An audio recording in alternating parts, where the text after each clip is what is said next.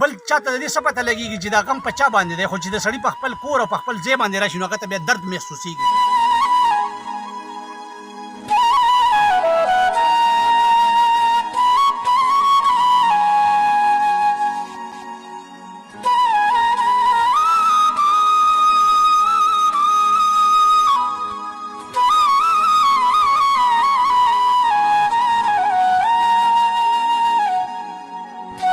صرف او صرف خپل ایڈورټایزینګ دپاره راغلي دي.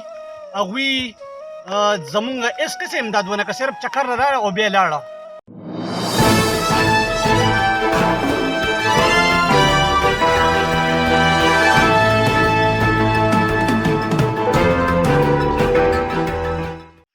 بسم الله الرحمن الرحیم.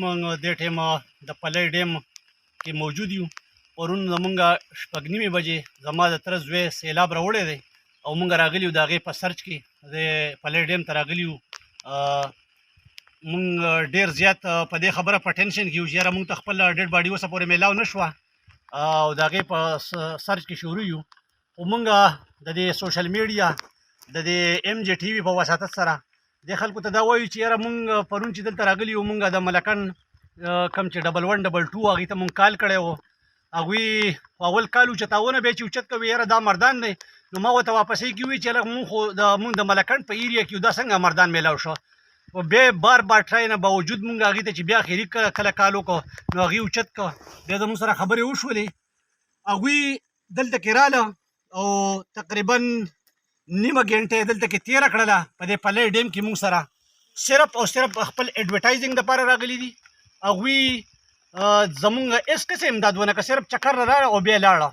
مونږ خو خپل اپنے مدد اب شروع یو. دې باران ته وګوره، دې حالاتو ته وګوره. نه مونږ د ایسی صاحب نه DC صاحب نه میئر د طرف نه یا د بل چا د طرف نه مونږ ته هېڅ چا څه امداد ونه کړه. نو مونږ په دې ډېر زیات خفه یو چې آیا مونږ د دې کلي باشنده نه یو، د دې ملک د دې سټیټ خلک نه یو، ولې آخر ته مونږ سره دا انصافي کېږي.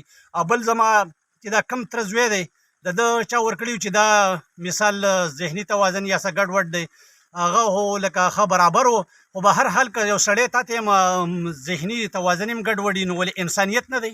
د انسانیت د جنازه داسې وتې ده. دې حالاتو ته تاسو پخپله ګورئ چې دا باران ورېږي، مونږ په دې کې صرف 4-5 کسان یي. زمونږ سره چې کوم د دې ډیم والا چوکیدار دی هغه به یې راسره دی، یا د دې کلي ناظم صاحب دی، حیات ګل ناظم صاحب، هغه زمونږ امداد وکړو. باقاعده دلته مونږ سره د سرکاري عملي هېڅ قسمه تعاون نشته. نو په دې ډېر زیات تا ته مونږ خفه یو په دې خبره باندې. او دا حقیقت دی چې په کوم ځای درد وي هغه ځای خوږېږي. هغه چاته د دې څه پته لګېږي، بل چاته د دې څه پته لګېږي چې دا غم په چا باندې دی، خو چې د سړي په خپل کور او په خپل ځای باندې راشي نو هغه ته بیا درد محسوسېږي. مونږ اوس هم په دغې سرچ کې شروع یو. دا تاسو به مونږ وینئ، تا ته هم په دې ډیم کې په دې دغه کې مونږ لګیا یو، خپل ډیډ باډي ګورو چې راوځي.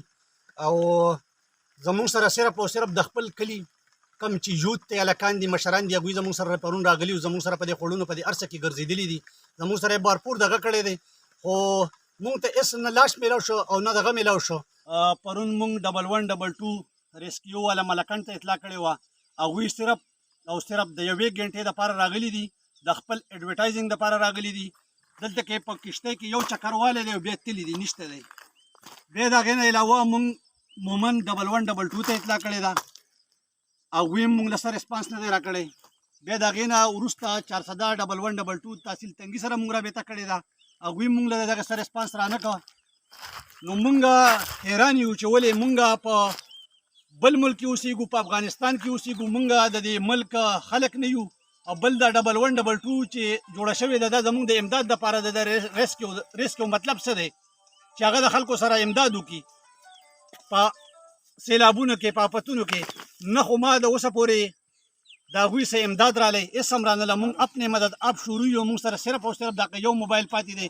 زمونږ نه موبایل هم لمدې شوي دي، خرابې شوي دي، کار نه کوي، زمونږ اواز هم چاته نه رسېږي. نو زه ډېر زیات خفه په دې خبره باندې یم چې آخر ولې تا ته یم مونږ په دې خپل ملک، په دې خپل کلي، په دې خپل وطن کې زمونږ سره د امداد څوک نشته دی.